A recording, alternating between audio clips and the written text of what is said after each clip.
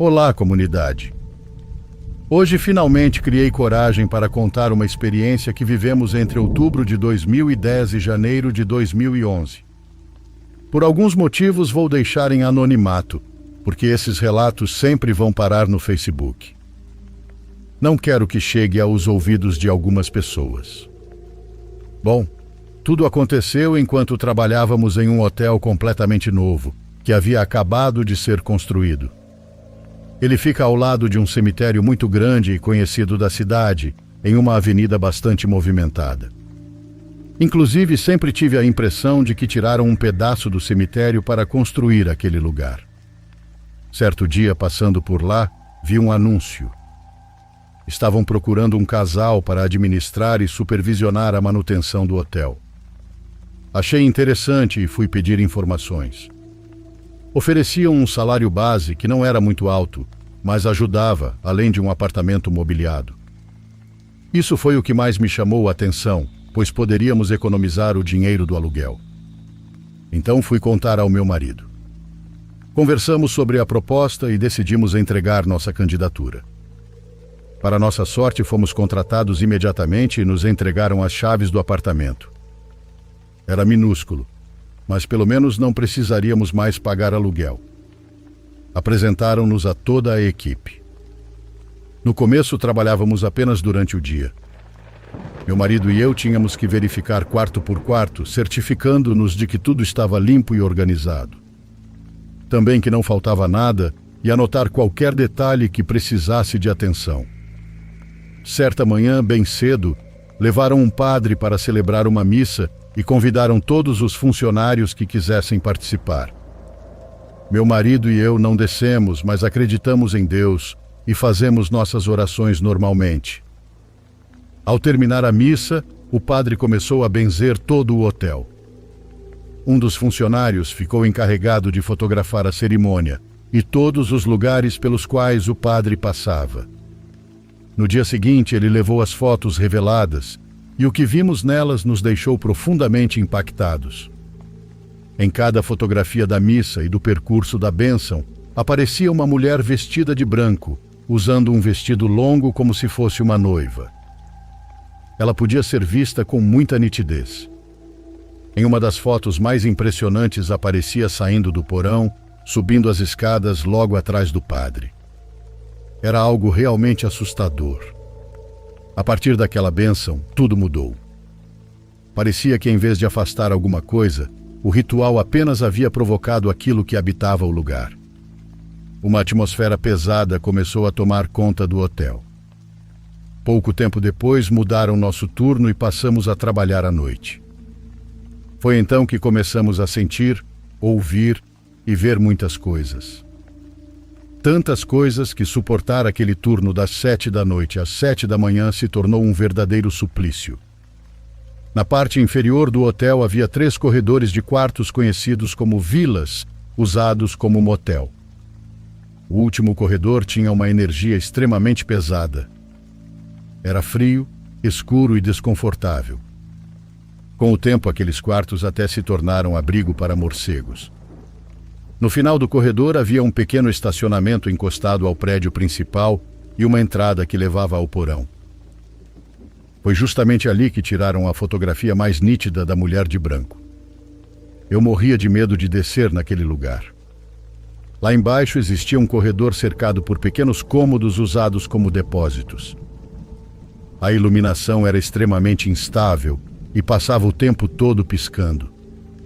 Parecia cenário de filme de terror. O mais estranho era que tudo era novo. Havia também diversas peças de decoração que ainda não tinham sido instaladas. Eram estátuas egípcias em tamanho real, figuras com corpo humano e cabeça de cachorro ou de pássaro. Aquilo me deixava com uma sensação muito estranha. Mesmo assim, o pior acontecia no prédio central, na parte superior, onde ficavam as suítes familiares. Ali também havia 3 corredores, mas por algum motivo apenas os 2 primeiros possuíam câmeras de segurança. No final dos corredores existiam grandes janelas com vista para o estacionamento e para o cemitério. Havia também uma escadaria que descia até o estacionamento e continuava até o porão. No mesmo andar ficavam duas suítes executivas chamadas Paraíso 1 e Paraíso 2. Elas tinham closet, sala de estar e uma escada que levava a um jacuzzi localizado no terraço. Certa noite, quando chegamos para trabalhar, meu marido e eu subimos para deixar nossas coisas no último quarto do segundo corredor, que servia como depósito de materiais de limpeza e sala dos funcionários. Depois dividimos os quartos para realizar as inspeções. Eu entrei na suíte Paraíso 1. Conforme avançávamos pelos ambientes, íamos acendendo as luzes de cada setor. Depois de verificar que tudo estava em ordem, fui em direção à saída. Quando estava prestes a fechar a porta, as luzes da última seção acenderam novamente sozinhas.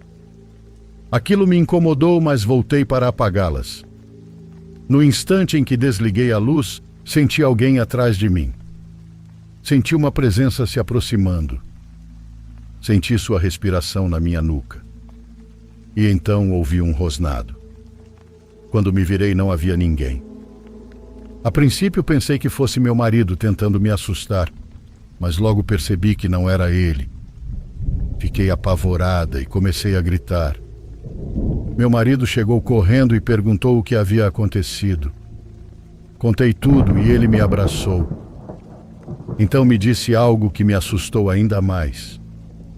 É que ele também havia ouvido o rosnado. Porém, tinha achado que eu estava brincando.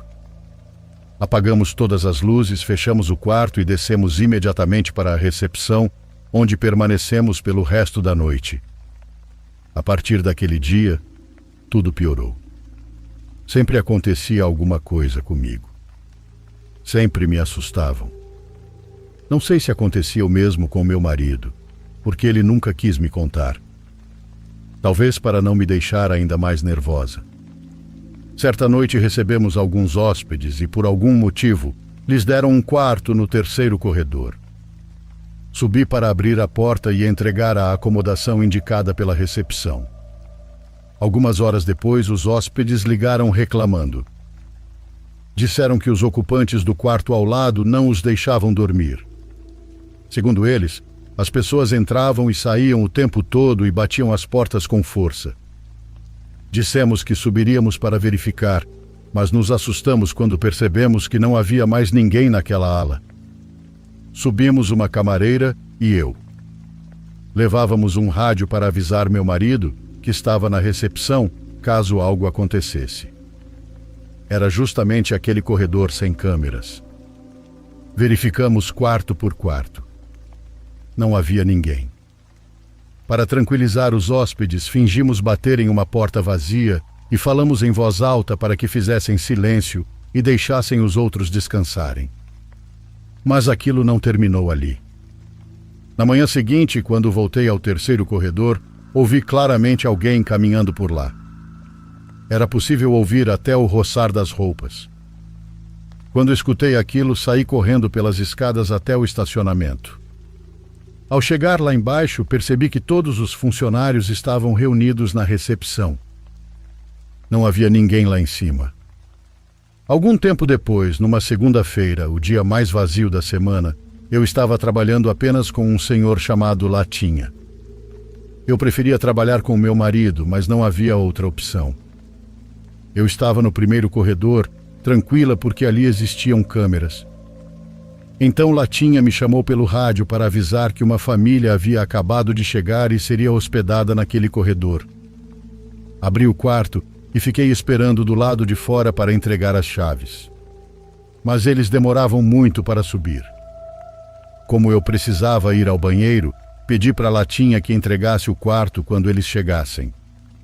Algum tempo depois, passei pela recepção e ele me disse que já havia acomodado a família naquele corredor porque sabia que eu estava trabalhando ali e não queria que eu ficasse sozinha.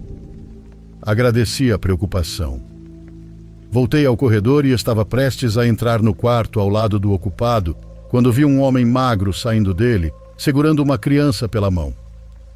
Eles caminharam em direção à escada que levava ao estacionamento. Vi apenas suas costas e não dei importância.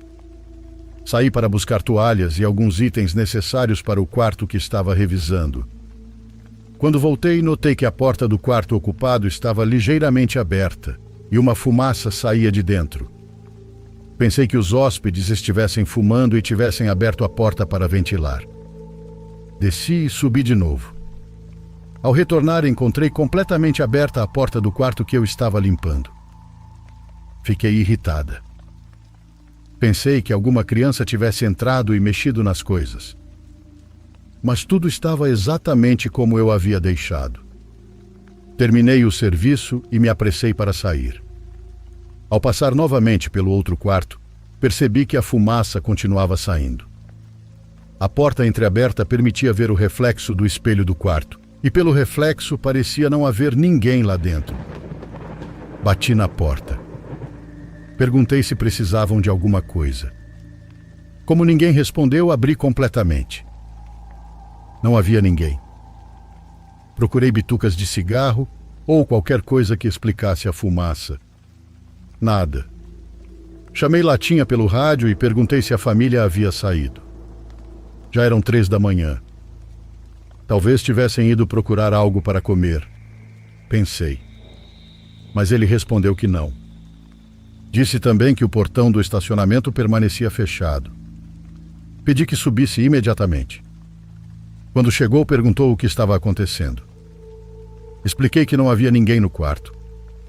Ele respondeu que aquilo era impossível. Ninguém havia saído. Entrou comigo para verificar e depois fomos até a janela para observar o estacionamento. Tudo continuava fechado. Dentro do quarto, tudo estava intacto, exceto por um detalhe. A cesta de amenidades havia desaparecido. Comecei a arrumar o quarto e Latinha me ajudou para que eu não precisasse ficar sozinha e pudéssemos terminar mais rápido. Assim que concluímos, descemos para a recepção e permanecemos juntos pelo resto da madrugada. Não conseguíamos parar de nos perguntar como aquela família havia desaparecido sem que ninguém percebesse. Na ficha de registro ficou anotado o horário de entrada, 2 da manhã. Mas nunca houve um horário de saída. O susto foi tão grande que tive febre. Quando amanheceu, corri para o apartamento para contar tudo ao meu marido. Pegamos nossas coisas e fomos embora dali. Voltamos apenas naquela tarde para pedir demissão. Meu marido até brincou perguntando se eu queria ir ao cemitério procurar a cesta desaparecida. Mas eu recusei. Acho que teria enlouquecido se a encontrasse lá. Algum tempo depois encontrei uma das camareiras que havia trabalhado comigo. Ela ainda estava naquele hotel, mas me confessou que não aguentava mais. Disse que o lugar era assombrado, que no terceiro corredor era possível ouvir crianças, que frequentemente via um jovem entrar em um quarto e desaparecer. Eu não contei nada do que havia vivido, apenas disse que se já não se sentia bem ali, o melhor era ir embora e pedir demissão. Porque alguém poderia acabar adoecendo de tanto susto, assim como aconteceu comigo.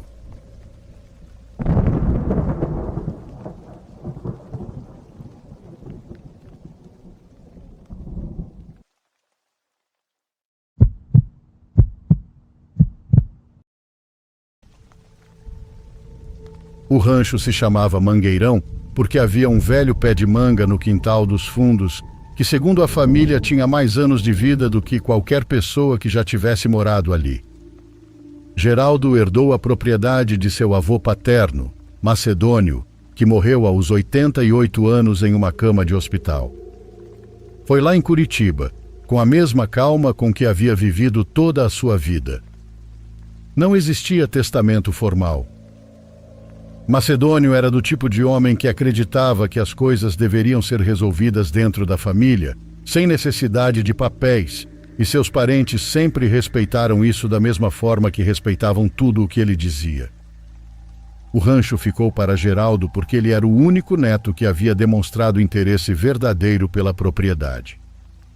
Pelo menos durante os anos de vida do avô, era o único que o visitava durante as férias, escutava suas histórias com atenção genuína e não apenas com a paciência educada de quem espera um velho terminar de falar para mudar de assunto. Geraldo foi ao rancho em um fim de semana de julho, acompanhado de sua esposa Maria. Queria verificar o estado da propriedade e decidir o que fazer com ela. Não tinha intenção de morar ali. Ele e Maria viviam em Recife havia 15 anos. Mas também não queria vender o lugar sem antes entender exatamente o que possuíam. O rancho estava em boas condições para sua idade. Macedônio sempre foi organizado e a casa principal de adobe ainda mantinha sua estrutura sem problemas graves. Precisava de manutenção, mas nada urgente. Os currais estavam vazios havia anos, porém continuavam de pé. No quintal dos fundos havia um pé de manga, realmente enorme e realmente antigo. Ao lado dele estava o poço. Gerardo se lembrava dele desde a infância. Era um poço de pedra com cerca de 80 centímetros de diâmetro, cuja abertura permanecia coberta por uma pesada laje de pedra. Segundo ele recordava, nem mesmo ele e o avô conseguiam mover sozinhos. Sobre a laje havia uma cruz de madeira simples, presa com arame a uma barra de ferro que Macedônio havia fixado na pedra. Não era uma cruz decorativa. Era daquelas feitas apenas com 2 pedaços de madeira cruzados, com uma função prática, não ornamental. Quando era criança, Geraldo perguntou ao avô o que havia dentro do poço. Água, respondeu Macedônio. Geraldo perguntou por que estava tampado se havia água ali. O avô respondeu que aquele poço não era usado. Então perguntou por que existia uma cruz em cima dele. Macedônio o observou com a expressão de quem avalia quanto pode contar a uma criança. Depois respondeu: porque já estava assim quando comprei o rancho e decidi deixar como estava. Algumas coisas é melhor não mudar. Geraldo tinha apenas 8 anos e aquela resposta lhe pareceu suficiente. 39 anos depois, parado diante do mesmo poço com Maria ao seu lado, lembrou-se daquela conversa com uma clareza que só mais tarde lhe pareceria importante. Naquele momento, porém, pensou apenas de forma prática. Se o poço ainda tivesse água, poderia ser útil para a irrigação caso um dia resolvessem reativar o rancho. E para descobrir isso, precisaria verificar seu estado. A laje estava ali havia sabe-se lá quantos anos. A cruz de madeira havia se deteriorado até se transformar em 2 pedaços soltos que o arame mal conseguia manter unidos. Geraldo disse a Maria que iria abrir o poço. Ela perguntou se realmente era necessário fazer aquilo naquele dia. Ele respondeu que já estavam ali mesmo. Os dois moveram a laje com mais facilidade do que esperavam, como se a pedra pesasse menos do que seu tamanho sugeria, ou como se algo do outro lado ajudasse no trabalho. A laje ficou apoiada contra o pé de manga. O poço tinha água. Geraldo iluminou o interior com a lanterna do celular e viu o reflexo do céu cerca de 4 metros abaixo. A água era escura, exatamente como deveria ser a água de um poço abandonado havia décadas. Não havia nada em comum.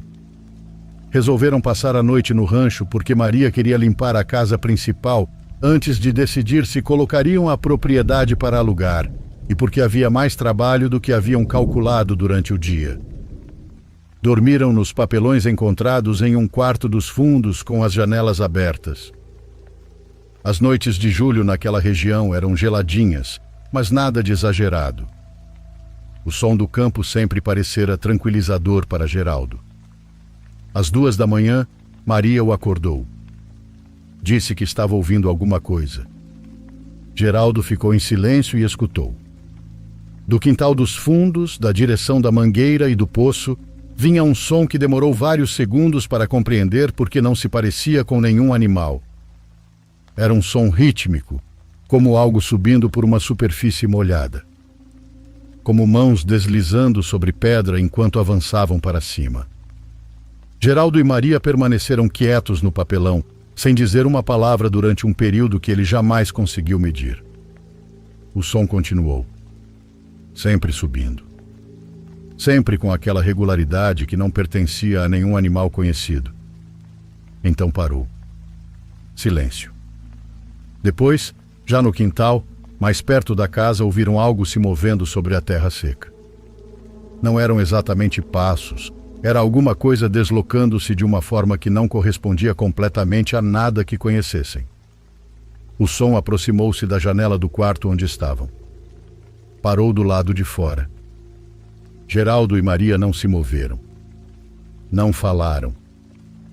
Geraldo contou que naquele momento pegou a mão de Maria por baixo do cobertor. Ela a apertou com tanta força que ele soube que estava tão desperta quanto ele e igualmente consciente do que estava acontecendo. Lá fora, junto à janela, permaneceu um silêncio absoluto. Durou o que Geraldo estimou ter sido cerca de 10 minutos. Para ele, porém, pareceu muito mais. Então o som se afastou. Voltou para o quintal dos fundos com o mesmo movimento com que havia chegado. Aos poucos foi desaparecendo. Eles não ouviram nenhum som de água. Não ouviram nada que sugerisse que aquilo, fosse o que fosse, havia retornado ao poço. Apenas o silêncio do campo. E depois os sons normais da noite, que até então pareciam ter desaparecido, começaram a voltar. Ao amanhecer, Geraldo foi até o quintal dos fundos. A laje continuava apoiada contra a mangueira, exatamente onde a haviam deixado. Mas a cruz de madeira, os 2 pedaços deteriorados, estavam no chão ao lado do poço. Não estavam caídos, nem espalhados. Estavam colocados, dispostos na forma perfeita de uma cruz, com uma precisão que nenhum vento e nenhum animal poderiam produzir. Pelo menos não daquela maneira. E estavam posicionados diretamente sobre a abertura do poço, como se alguém os tivesse colocado ali. Ou como se algo os tivesse devolvido ao lugar. Geraldo ergueu a laje sozinho. Dessa vez o esforço correspondeu exatamente ao peso real da pedra. Ele fechou o poço. Não procurou outro arame para prender a cruz. Apenas a deixou sobre a laje, exatamente como estava. Depois entrou na casa para acordar Maria. Disse apenas que estavam indo embora. Maria não perguntou o motivo. O que Geraldo jamais conseguiu resolver completamente foi o seguinte: seja o que for que saiu do poço naquela noite, não voltou antes do amanhecer. A cruz estava sobre a abertura do poço, mas a laje foi ele quem recolocou. Até hoje ele não sabe se aquilo continua em algum lugar do rancho ou se encontrou uma maneira de retornar. Geraldo vendeu a propriedade sem contar nada disso ao comprador, algo que carrega como um peso na consciência. Disse que a única coisa que fez foi pedir ao novo proprietário que jamais removesse a laje do poço do quintal dos fundos. O comprador perguntou o motivo.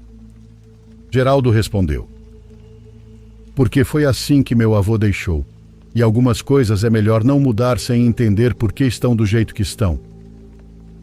Exatamente as mesmas palavras de Macedônio, 39 anos depois.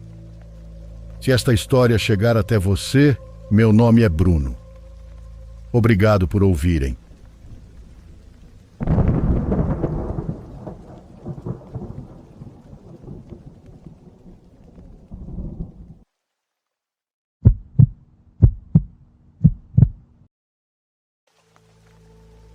Eu odeio viajar, e odeio ainda mais quando preciso viajar a trabalho. Há cerca de um ano tive que ir para um lugar que ficava a apenas 3 horas de distância do meu trabalho. A região para onde eu iria é considerada linda por quem a visita. Achei que seria uma ótima desculpa para levar minha esposa comigo. Ela odeia quando preciso viajar a trabalho, então parecia uma boa oportunidade para incluí-la. Pensei que ela poderia aproveitar a paisagem, fazer trilhas, passear pelas lojas ou simplesmente relaxar na casa. De qualquer forma, eu estaria livre todas as tardes e noites para fazermos o que ela quisesse. Alugamos uma casinha muito bonita, praticamente isolada. Não era no meio do nada, mas ficava bem afastada das outras casas, separada por um monte de árvores. Na primeira noite em que chegamos, demos uma olhada pela casa e lembro da minha esposa dizendo que adoraria comprar uma casa como aquela um dia. Apesar de pequena, ela tinha um porão grande, cheio de coisas armazenadas. Mal sabia eu que nossa pequena viagem só iria piorar dali em diante. Na primeira manhã, acordei às 6 da manhã para me arrumar para o trabalho. Depois que desliguei o despertador, a primeira coisa que notei foi que minha esposa não estava na cama comigo. Aquilo me fez levantar imediatamente. Fui até a cozinha e a encontrei sentada em um dos bancos do balcão, tomando café e mexendo no celular. Quando perguntei por que ela estava acordada tão cedo, ela me disse que não conseguiu dormir. Ela havia acordado no meio da noite e, quando se virou na cama, teve a impressão de ver alguém parado no canto do quarto. Tentou apertar os olhos e focar melhor, mas estava escuro demais para ter certeza. Ela se virou de novo, porém não conseguiu mais dormir. Disse que quase pegou no sono em determinado momento, mas ouviu um barulho vindo do mesmo canto do quarto e, depois disso, ficou completamente desperta. Ela simplesmente não conseguia se livrar da sensação de que alguém estava vigiando. Às 5 da manhã levantou, fez café e estava sentada ali desde então. Fiquei péssimo por ela. Dava para ver em seu rosto que estava exausta. E também dava para perceber que ainda estava assustada. Terminei de me arrumar e, antes de sair, perguntei se ela ficaria bem. Ela disse que iria se arrumar e explorar a cidade enquanto eu estivesse trabalhando. Não queria ficar sozinha naquela casa mais tempo do que o necessário. Quando eu estava saindo, ela já havia separado algumas roupas sobre a cama para usar depois do banho. Dei um beijo de despedida e ela entrou no chuveiro. Segundo ela, quando saiu do banho, percebeu que as roupas estavam um pouco diferentes de como as havia deixado. Em vez de estarem dobradas e empilhadas, estavam meio amassadas e alinhadas em uma única fileira. Ela ficou nervosa, mas pensou que talvez fosse apenas sua imaginação. Então se vestiu rapidamente, mas não conseguiu encontrar as meias. Ela tinha certeza de que as havia deixado ali, mas agora simplesmente não estavam mais. Começou a sentir que estava ficando louca. Pegou outro par de meias e saiu correndo da casa. Como eu estava com o carro, ela pediu um Uber até a cidade. Eu percebi que havia algo errado. Enquanto trocávamos mensagens, ela respondia apenas com palavras curtas, e isso não era nada típico dela. Consegui sair mais cedo da reunião de trabalho, então fui encontrá-la para almoçar. Ela não parecia nada bem. Foi então que me contou sobre as roupas e sobre como suas meias simplesmente haviam desaparecido. Eu não sabia o que dizer. Acreditei nela. Só não tinha nenhuma explicação ou ideia do que poderia estar acontecendo. Quando terminei o trabalho naquele dia, passamos o resto da tarde na cidade e nos divertimos bastante. Naquela noite jantamos na casa e minha esposa parecia muito melhor. Parecia que toda aquela estranheza que a estava incomodando havia acabado. No meio da madrugada, ela me acordou. Disse que tinha ouvido um barulho estranho. Assim que ela falou, eu também ouvi. Parecia alguém andando pela casa. Eu podia vê-la tremendo. Ela implorou para que eu não saísse do quarto, mas eu precisava saber se havia alguém na casa. Caminhei silenciosamente pelos cômodos e a única coisa fora do normal que encontrei foi a porta de um armário aberta. Sei que parece idiota, mas imaginei que a porta tivesse se aberto sozinha. Sei que é improvável, mas já aconteceu comigo antes. Na minha cabeça, até racionalizei que o barulho que ouvimos devia ter sido apenas a porta se abrindo. Inclusive, olhei dentro do armário para ter certeza. Estava vazio. Voltei e disse à minha esposa que a casa estava segura e que não havia motivo para preocupação. Mas ela tinha a sensação de que algo estava errado. Não conseguiu dormir. Então decidi ficar acordado com ela pelo resto da noite. Na manhã seguinte, me arrumei para trabalhar e ela também se vestiu. Não queria passar nem mais um segundo naquela casa sem mim. Nos encontramos novamente para almoçar e ela perguntou se poderíamos voltar, arrumar nossas coisas e ir embora. Me senti horrível ao dizer que precisávamos passar mais uma noite ali. Na manhã seguinte eu tinha uma última reunião que não podia perder. Aquela definitivamente não era a viagem que eu tinha imaginado para nós. Só de pensar em fazê-la passar mais uma noite naquela casa eu me sentia mal. Ofereci a ideia de nos hospedarmos em um hotel, mas como eu já havia gastado bastante dinheiro com a casa, ela concordou em aguentar apenas mais uma noite. Quando voltamos, arrumamos tudo para podermos partir assim que minha reunião terminasse na manhã seguinte. Pedimos uma pizza naquela noite e ficamos sentados na sala por um tempo. Eu percebia que ela não queria dormir. Acabamos jogando um jogo de perguntas no meu celular. De vez em quando ouvíamos um barulho vindo do porão. Toda vez que isso acontecia, minha esposa se encolhia de medo. Tentei dizer que devia ser apenas a casa fazendo os barulhos normais de uma construção antiga, mas ela não conseguia acreditar nisso. Enquanto estávamos sentados ali, decidi ir verificar o porão mais uma vez. Ela implorou para que eu não fosse, mas eu disse que queria provar que a casa era segura e que ela não tinha nada a temer. Desci e olhei ao redor. Havia caixas de armazenamento por toda parte. Só existia uma lâmpada no local e ela era péssima. Emitia um brilho amarelo e fraco. Quando eu estava prestes a subir as escadas de volta, algo chamou minha atenção. Me virei novamente e, parado em um dos cantos do porão, havia um homem usando um boné vermelho. Ele estava tão parado que por um segundo pensei que fosse um cabide ou até um manequim. Dei alguns passos em sua direção. Então o homem piscou. Entrei em pânico e corri escada acima. Disse à minha esposa para ir imediatamente para o carro enquanto eu pegava as malas. Tínhamos 3 bolsas no total. Peguei 2 e as joguei para fora da casa. Minha esposa as colocou no carro enquanto eu corria de volta para pegar a última. Entrei no quarto, tirei nossos carregadores da tomada e peguei a última bolsa. Quando estava correndo em direção à porta, percebi que a porta do porão estava aberta e que a porta do armário também estava entreaberta. Respirei fundo e passei correndo por elas. Literalmente joguei a última bolsa no banco de trás do carro e saí dirigindo. Liguei para a administradora do aluguel e disse que havia alguém dentro da casa. A mulher começou a discutir comigo, tentando me convencer de que eu estava enganado. Nem sei se ela foi verificar o que eu disse. Fiquei tão irritado que desliguei o telefone. Felizmente saímos de lá sem nenhum ferimento. Porém, isso não torna tudo isso menos assustador. Aquele homem estava literalmente andando pela casa conosco durante todo o fim de semana. Não tenho dúvidas de que minha esposa realmente viu alguém parado no quarto naquela primeira noite. Muito provavelmente era o mesmo homem que estava no porão. Nem quero imaginar o que ele queria conosco, além das meias da minha esposa.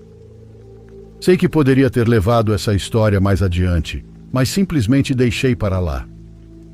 Ter uma casa inteira só para você durante uma viagem é algo muito legal, mas sinceramente acho que vou ficar nos hotéis por um bom tempo. Eles também podem ser assustadores, mas pelo menos você espera encontrar outras pessoas por lá.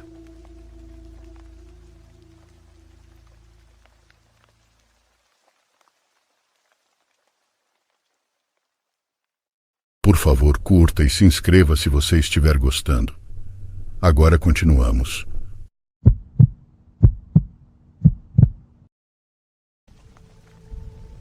Boa noite, pessoal.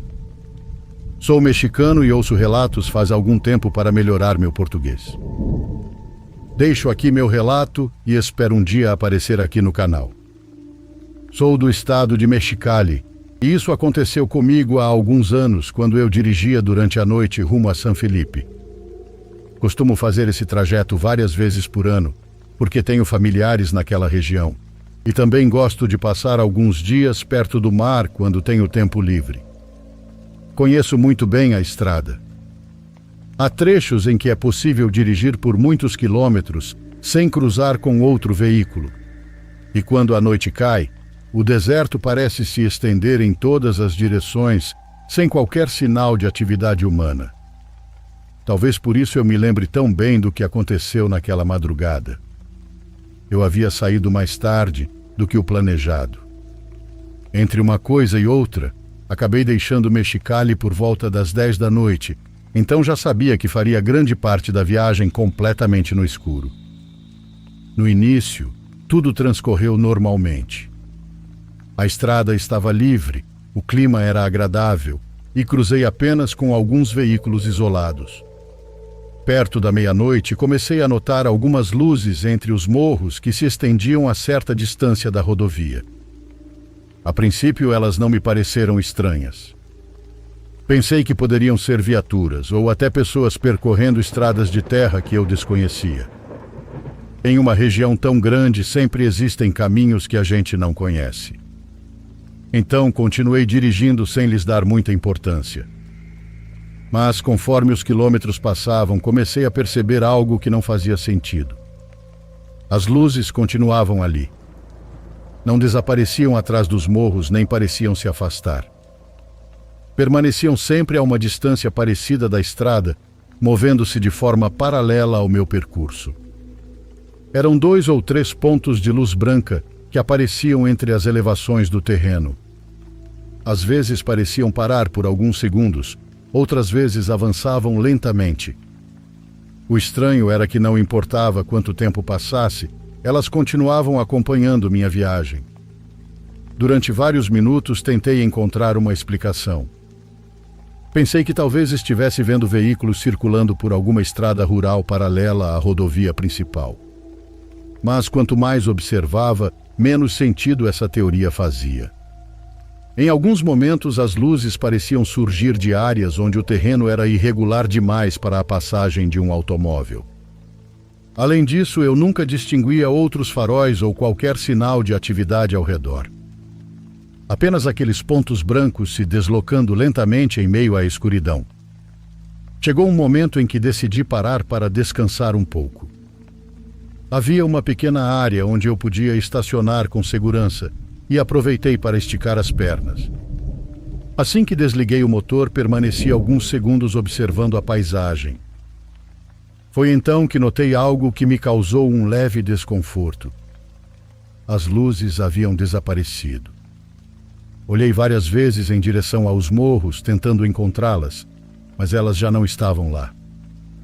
Pensei que talvez tivessem se ocultado atrás de alguma elevação ou que simplesmente eu tivesse deixado de distingui-las ao parar. Não fiquei pensando muito nisso e depois de alguns minutos voltei para o veículo. O que realmente chamou minha atenção foi que assim que retomei a viagem, as luzes reapareceram. Não foi imediatamente, mas também não demorou muito. Alguns minutos depois, voltei a vê-las se movendo entre as montanhas exatamente da mesma forma que antes. Foi nesse momento que comecei a prestar verdadeira atenção nelas. Já não pareciam uma coincidência. Havia algo estranho na maneira como apareciam e desapareciam. Durante o restante da noite, a situação se repetiu várias vezes. Sempre que eu diminuía bastante a velocidade ou parava por alguns minutos, as luzes deixavam de ser vistas.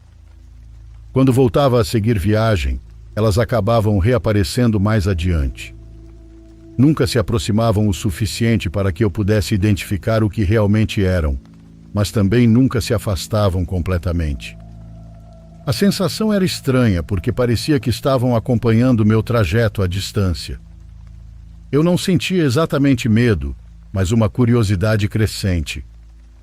Em mais de uma ocasião, pensei em sair da estrada e tentar me aproximar delas.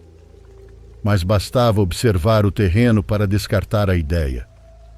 A região era extremamente acidentada e não havia caminhos visíveis que permitissem chegar até onde aquelas luzes apareciam. As horas continuaram passando e o céu começou a clarear pouco antes do amanhecer. À medida que a escuridão desaparecia, as luzes se tornavam cada vez menos visíveis, até que finalmente sumiram por completo. O mais estranho aconteceu justamente naquele momento. Com a chegada da luz do dia, pude observar claramente toda a área onde elas haviam aparecido durante grande parte da noite.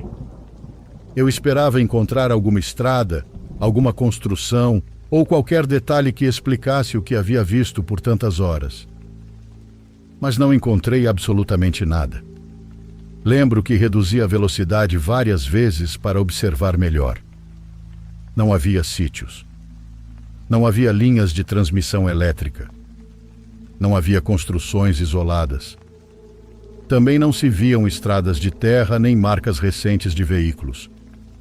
Eram apenas morros, pedras e terreno desértico se estendendo até onde a vista alcançava.